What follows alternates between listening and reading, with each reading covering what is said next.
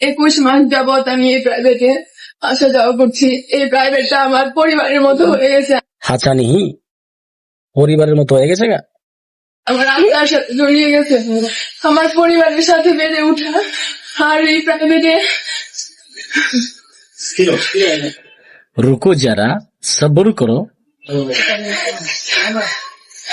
এই প্রাইভেটটাকে আমার বাবু কান্না করো না।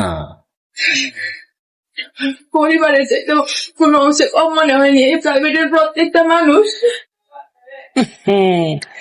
ফানি দেন স্যার, ফানি দেন একটা গ্লাস। আমার বাংলাদেশ থাকবে না বাংলাদেশ।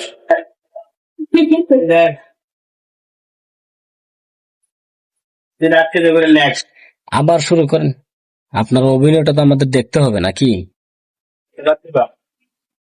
বেঈমান হইবেন। ক্লান্ত হয়ে পড়ছে।